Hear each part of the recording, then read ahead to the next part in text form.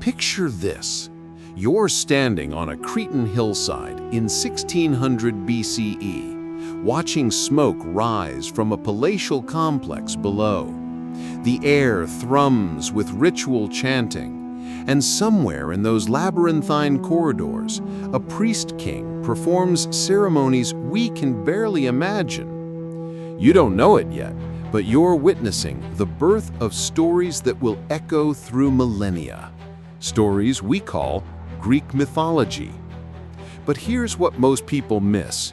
Greek mythology wasn't born in some divine imagination. It emerged from the lived reality of Bronze Age peoples grappling with forces they couldn't understand. The fury of earthquakes, the mystery of seasonal death and rebirth, the terrifying power of the sea. Long before Zeus hurled his thunderbolt in Homer's verses, the peoples of the Aegean were already creating the raw material of myth. In the villages scattered across the Greek mainland, Crete, and the islands, farmers developed sophisticated relationships with the natural world that went far beyond simple survival. They saw consciousness everywhere, in the olive grove that fed their families, in the spring that never ran dry, in the mountain peak that caught the first light of dawn. This wasn't primitive superstition. It was a complex system for understanding a world where human survival depended on forces completely beyond human control. When your entire community could starve if the rains failed, you developed rituals to ensure the sky gods remained favorable. When earthquakes could level your settlement in minutes, you created ceremonies to appease whatever power moved beneath the earth. Archaeological evidence from sites across the Aegean reveals the sophistication of these early belief systems. At Knossos, the great Minoan palace that dominated Crete from roughly 2000 to 1400 BCE, we find frescoes depicting bull-leaping ceremonies, snake goddesses, and elaborate rituals involving sacred trees and pillars. These aren't random decorations, they're glimpses into a religious worldview that saw divine power manifesting through natural phenomena. The famous bull-leaping fresco from Knossos offers a perfect example. Modern viewers often see this as entertainment, ancient sport, but the archaeological context suggests something far more profound. The bull represented the raw, untamed power of nature. Earthquakes, storms, the unpredictable forces that could destroy human settlements. The ritual of bull leaping wasn't about conquering this power, but about achieving harmony with it, about human skill and courage finding balance with natural force.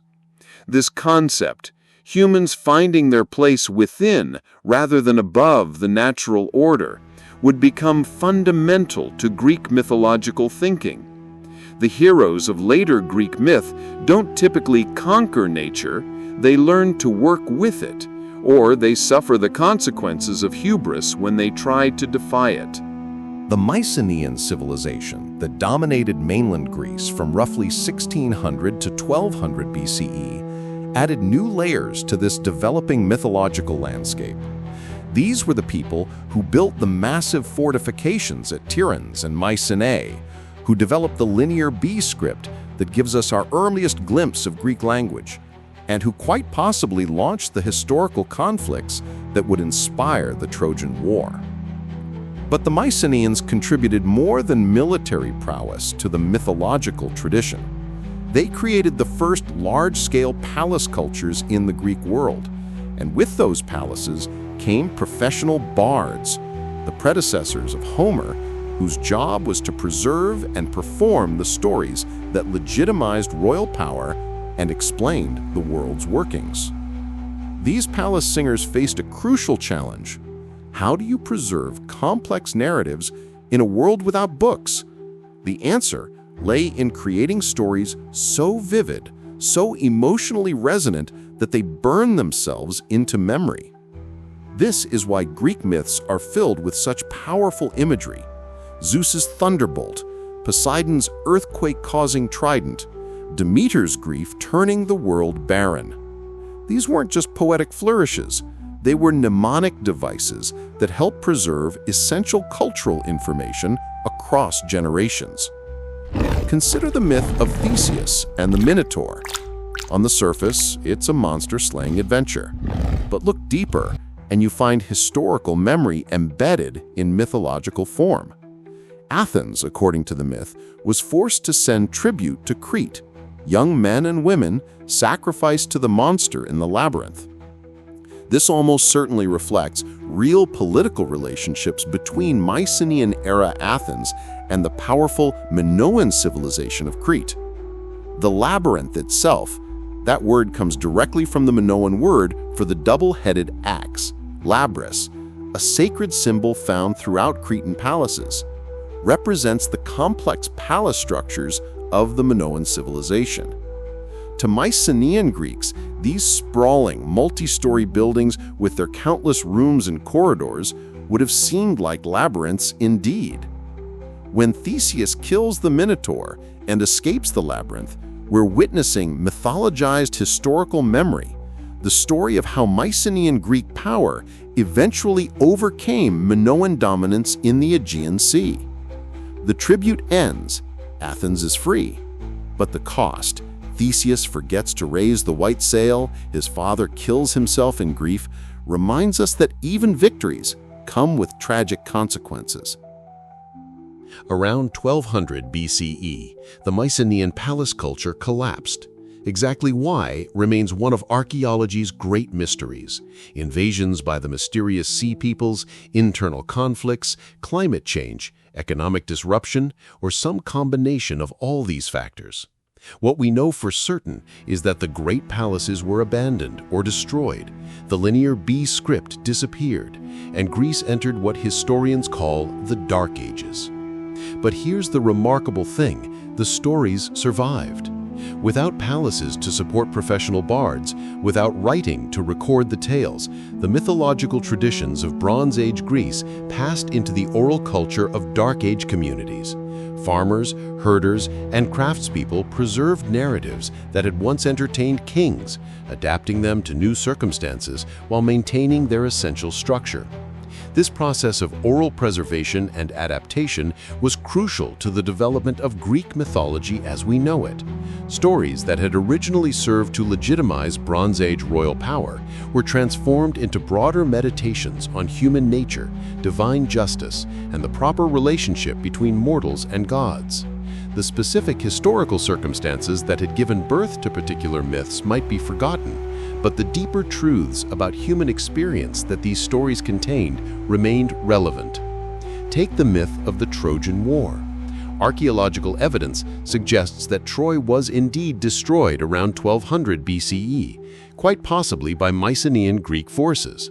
But the historical conflict, probably a raid for plunder or a war over trade routes, was transformed through centuries of oral tradition into something far grander, a meditation on honor, fate, the costs of war, and the relationship between human action and divine will. Homer's Iliad, composed probably in the 8th century BCE, but drawing on centuries of oral tradition, uses the Trojan War as a lens for examining fundamental questions about human nature. Why do people fight? How should we face death? What do we owe to our communities, our families, our gods? The specific historical details of the Bronze Age conflict become secondary to these timeless human concerns. Throughout this long process of preservation and transformation, one element remained constant: the connection between myth and ritual, between story and the cycle of seasons that governed agricultural life. The Greeks of the Dark Ages, like their Bronze Age ancestors, lived in intimate connection with natural rhythms that modern urban dwellers can barely imagine. The myth of Demeter and Persephone, offers perhaps the clearest example of how seasonal realities shaped mythological thinking. Demeter, goddess of grain and harvest, loses her daughter to Hades, lord of the underworld. In her grief, she refuses to allow anything to grow, threatening humanity with starvation. Zeus finally negotiates Persephone's partial return. She spends part of each year with her mother, part with her husband in the realm of the dead. This isn't just a charming story about family relationships. It's a sophisticated theological explanation for the agricultural cycle that meant life or death to ancient communities. Persephone's descent to the underworld corresponds to the burial of seed grain in autumn. Her return brings the spring growth that ensures human survival. The myth validates the mysterious process by which apparent death, seeds buried in dark earth, becomes life, the sprouting of grain, while also providing a framework for the rituals that ancient farmers believed necessary to ensure successful harvests. The Eleusinian Mysteries, the most famous religious ceremonies of the ancient Greek world, centered on this mythological cycle. For nearly 2,000 years, initiates from across the Mediterranean world traveled to Eleusis to participate in secret rituals that promised spiritual transformation and hope for life beyond death. The power of these mysteries lay in their ability to connect personal spiritual experience with the cosmic cycles that governed all life. As Dark Age Greece gradually recovered from the Bronze Age collapse, new social structures emerged that would shape mythological development in crucial ways. The rise of aristocratic warrior culture, with its emphasis on personal honor, heroic achievement, and loyalty to one's community, provided the social context for some of mythology's most enduring themes. The hero myths that became central to Greek tradition, the stories of Heracles, Perseus, Theseus, Jason, and countless others, emerged from this cultural milieu. These weren't just adventure stories. They were educational narratives that taught young aristocrats about the proper exercise of power, the importance of courage in the face of overwhelming odds, and the tragic consequences of hubris. Consider Heracles, perhaps the most famous of all Greek heroes. His 12 labors, killing the Nemean lion, cleaning the Augean stables, capturing the Golden Hind, can be read as a curriculum for heroic excellence. Each labor requires different virtues: physical strength, clever problem-solving, patience, the ability to work with supernatural forces.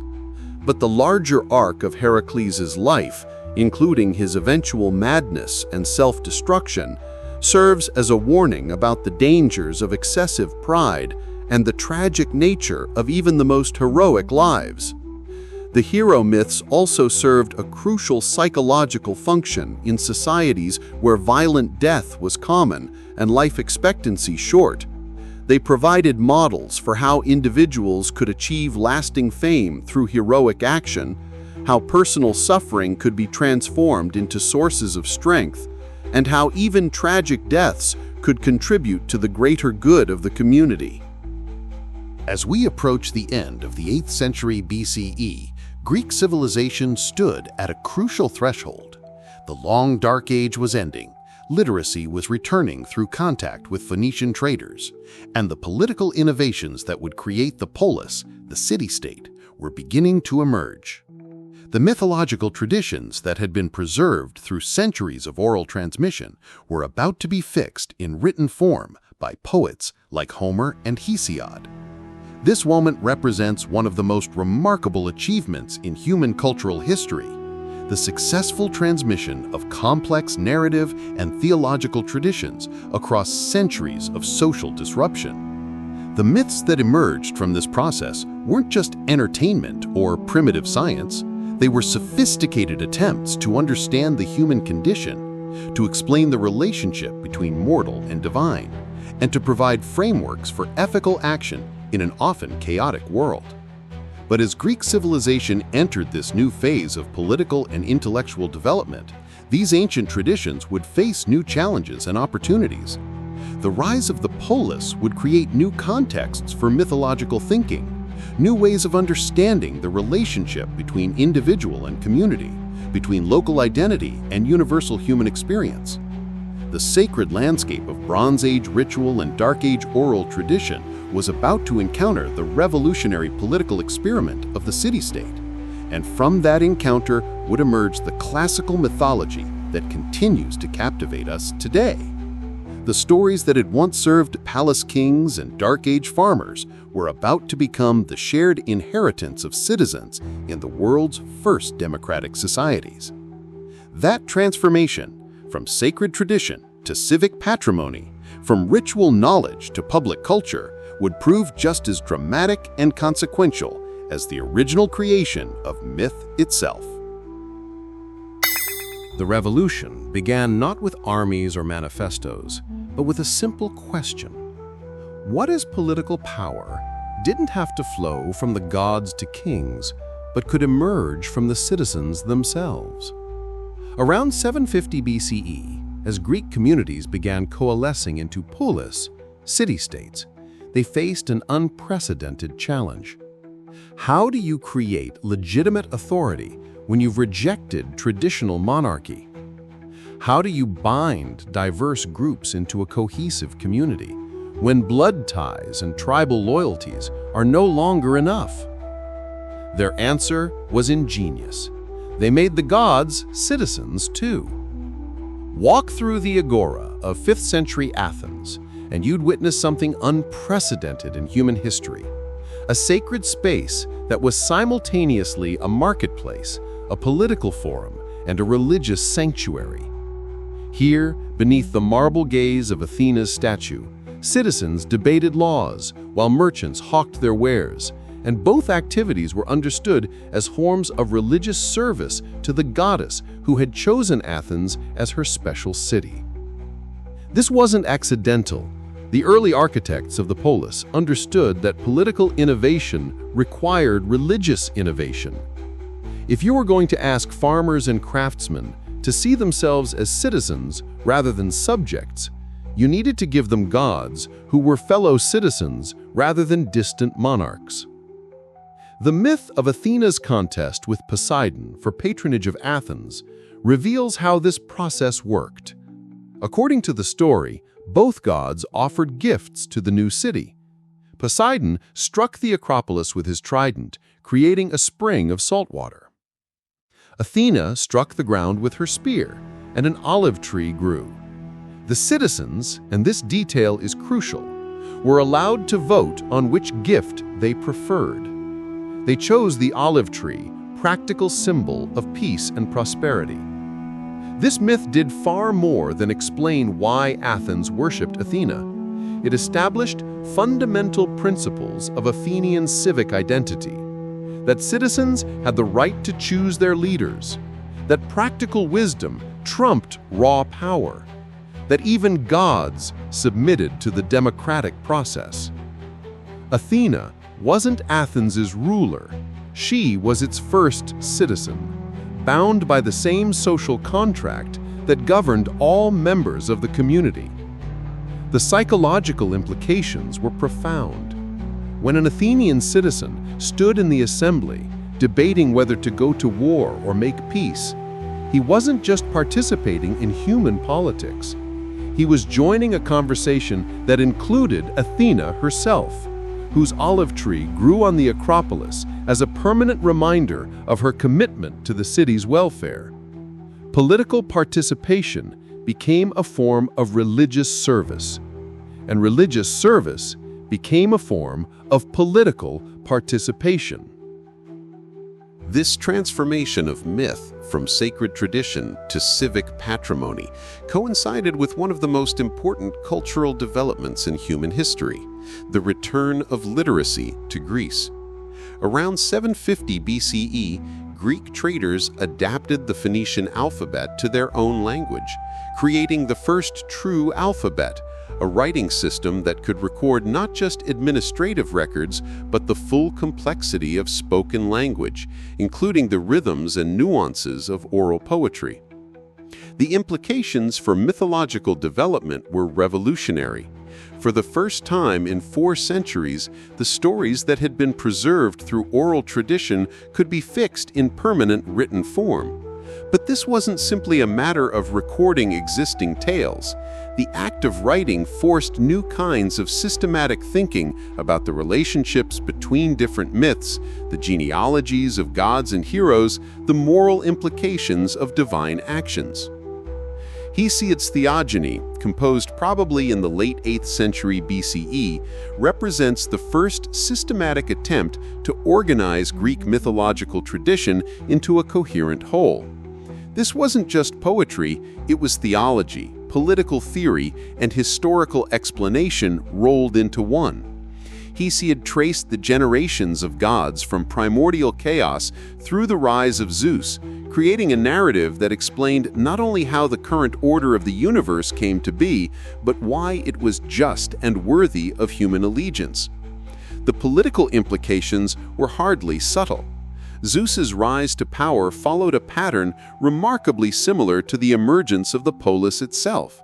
He overthrew the tyrannical rule of his father Kronos, not through inherited right, but by forming a coalition of allies, distributing power among his siblings, and establishing institutions that could maintain cosmic order through law rather than arbitrary force. The Olympian pantheon, as Hesiod presented it, was essentially a divine polis, complete with division of powers, checks and balances, and mechanisms for resolving disputes. Homer's epics, probably composed around the same time, served a complementary function. Where Hesiod provided systematic theology, Homer offered moral education through narrative. The Iliad and Odyssey weren't just entertainment, they were ethical textbooks that explored fundamental questions about honor, loyalty, justice, and the proper relationship between individual excellence and community welfare. Consider how the Iliad handles the central conflict between Achilles and Agamemnon. On one level, this is a story about wounded pride and personal honor. But read in the context of emerging polis culture, it becomes a meditation on the dangers of unchecked individual power and the importance of subordinating personal ambition to collective good. Achilles' withdrawal from battle doesn't just endanger his personal reputation, it threatens the survival of the entire Greek expedition. His return to combat, motivated by grief for Patroclus rather than personal glory, represents a mature understanding of how individual excellence should serve communal purposes. The physical transformation of Greek cities during the Archaic period, roughly 750 to 480 BCE, reveals how thoroughly religious and political innovation were intertwined. The typical polis wasn't just a collection of houses and workshops. It was a carefully designed, sacred landscape that used architecture to reinforce mythological and political messages. The heart of every polis was the agora, the central square that served simultaneously as marketplace, political assembly, and religious sanctuary. Here, citizens gathered not just to buy and sell goods, but to participate in the civic rituals that bound the community together. The boundaries between economic, political, and religious activity deliberately blurred, reflecting a worldview that saw all aspects of community life as expressions of divine order. Overlooking the agora, usually on the highest point in the city, stood the Acropolis, with its temples to the patron deities. These weren't just buildings, they were statements in stone about the relationship between human and divine authority. The Parthenon in Athens, for example, housed not just a statue of Athena, but the city's treasury, emphasizing the goddess's role as protector of Athenian prosperity. Citizens who climbed the sacred way to make offerings were reminded at every step that their individual welfare depended on maintaining proper relationships with both gods and fellow citizens. The design of these temples embodied sophisticated theological and political ideas. The classic Greek temple, with its columns supporting a pediment, created a space that was simultaneously divine and human. The inner sanctuary, naos, housed the god's statue and was accessible only to priests, representing the mystery and transcendence of divine power. But the outer colonnades provided public spaces where citizens could gather for festivals and ceremonies, emphasizing that the gods were part of the civic community rather than remote monarchs. The sculptural programs that decorated these temples told stories that reinforced civic identity and values. The Parthenon's pediments depicted Athena's birth and her contest with Poseidon for Athens, while the frieze showed the Panathenaia procession, the annual festival that brought together all members of the Athenian community in celebration of their patron goddess. Citizens walking around the temple could read these marble narratives as reminders of their own place in the cosmic and civic order. The religious calendar that governed polis life reveals how thoroughly the Greeks had integrated mythological traditions with political innovation. The major festivals weren't just religious observances. They were exercises in democratic participation that reinforced civic identity while providing frameworks for social cohesion across class lines. The Panathenaia in Athens offers a perfect example. This festival, held every 4 years to honor Athena, brought together the entire Athenian community, citizens and medics, resident foreigners, rich and poor, young and old, in a massive procession that wound through the city to the Acropolis. The highlight was the presentation of a new peplos, robe, to Athena's statue, woven by selected Athenian women and depicting scenes from the goddess's mythological exploits. But this wasn't mere religious pageantry. The festival included athletic competitions that gave young men opportunities to display the physical excellence expected of citizen soldiers, musical contests that preserved and transmitted the mythological traditions crucial to civic identity, and sacrificial feasts that literally fed the entire community. For a few days, social hierarchies dissolved as all Athenians shared in the sacred meal provided by their patron goddess. The Dionysiac festivals that gave birth to Greek drama reveal an even more sophisticated integration of religious observance with political and moral education. The tragedies performed at the Great Dionysia weren't escapist entertainment. They were intense explorations of ethical dilemmas that faced the polis community. When Sophocles staged Antigone's conflict between divine law and human authority, or when Euripides explored the psychological costs of war in The Trojan Women, audiences weren't just being entertained, they were participating in collective moral reflection that was understood as a form of religious service. The competitive nature of these festivals reinforced their civic function. Playwrights, actors, and chorus members competed for prizes awarded by panels of citizen judges, making artistic excellence a matter of public recognition and civic pride. The winning plays were often restaged and their texts preserved, creating a body of literature that served as both entertainment and moral education for future generations. By the 5th century BCE, the success of the polis system had created conditions for intellectual developments that would challenge traditional mythological thinking in fundamental ways. The prosperity and security that came from effective civic institutions allowed some citizens to devote themselves to philosophical reflection rather than the immediate demands of survival. These thinkers began asking questions that mythology couldn't easily answer. Xenophanes of Colophon, writing around 500 BCE, pointed out the obvious anthropomorphism of traditional Greek theology.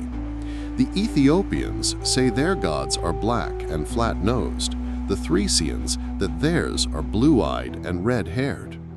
If humans created gods in their own image, he argued, then what confidence could we have that these gods actually existed as described in mythological tradition? This wasn't just abstract philosophical speculation. It struck at the heart of the civic use of mythology. If the stories about Athena's contest with Poseidon were human inventions rather than historical accounts, what legitimized Athenian political institutions?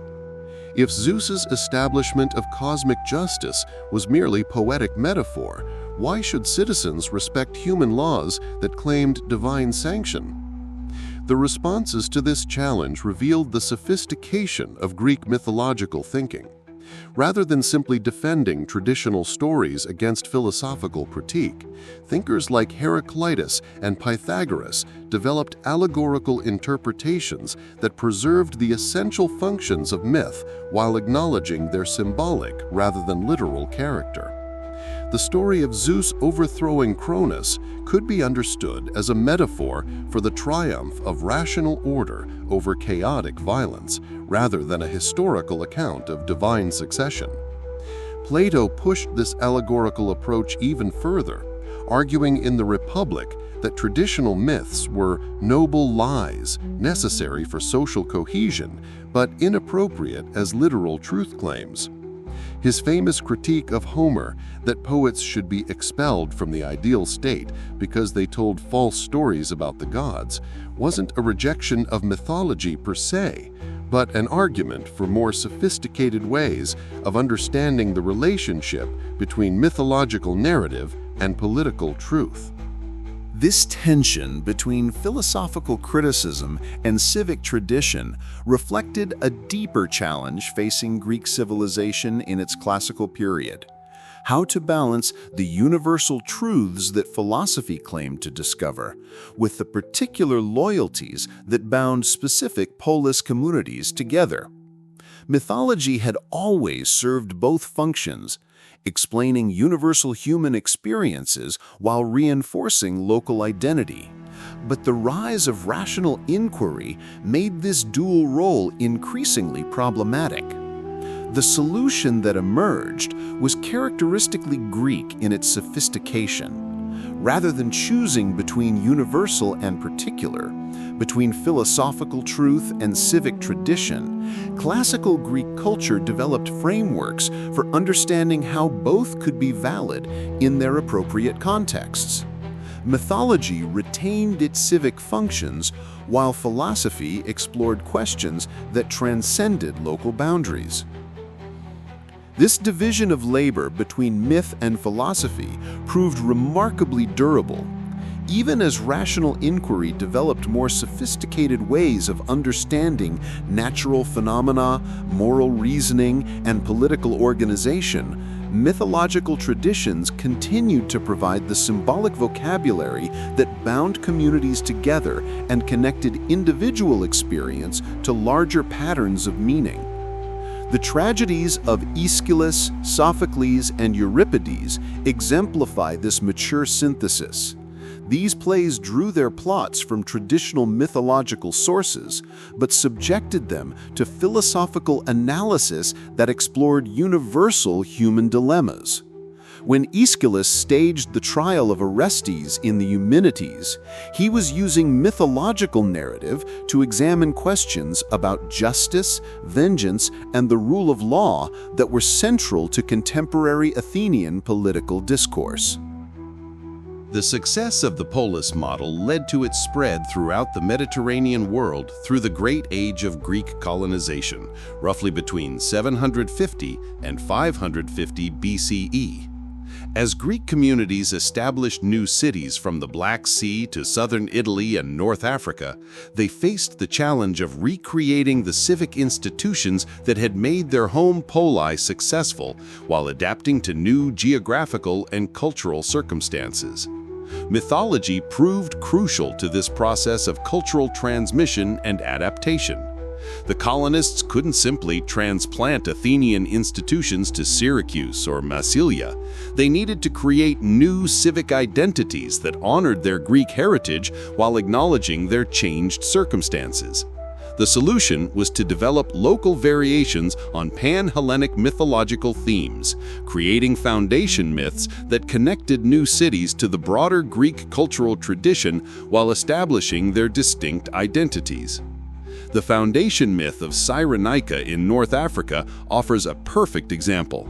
According to the story preserved by Herodotus, Apollo himself directed the colonists from Thera to their new home, appearing to their leader Battus in a dream and promising success if they followed his guidance.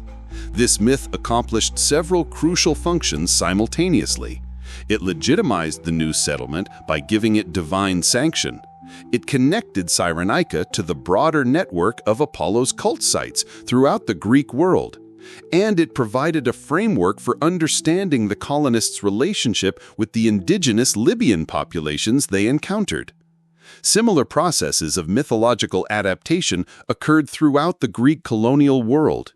Each new polis developed its own version of the Greek mythological tradition, emphasizing those stories and divine relationships that best served local needs while maintaining connections to the broader Hellenic cultural community.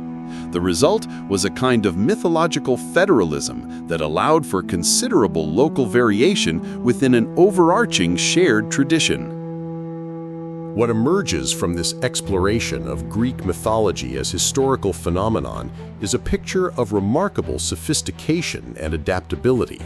Far from being primitive superstitions or simple entertainment, Greek mythological traditions served as a comprehensive cultural operating system that helped ancient communities navigate the complexities of human existence while maintaining social cohesion and political legitimacy.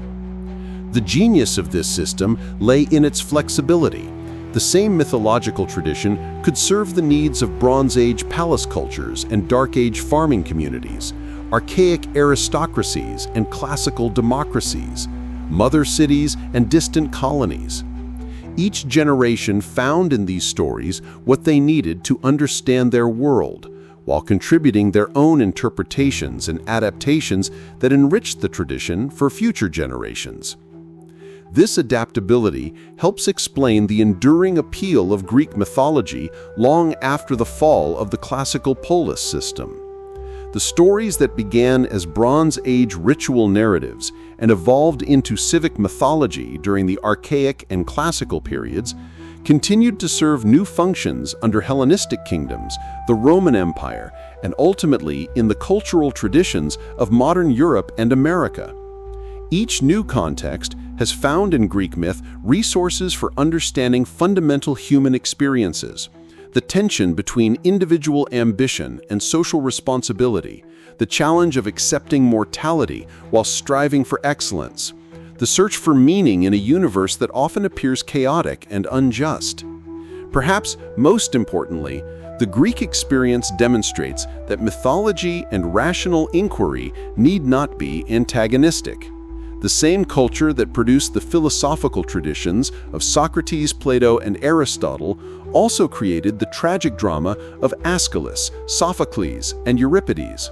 Both rational argument and mythological narrative served essential functions in helping human communities understand their place in the cosmos and their responsibilities to one another.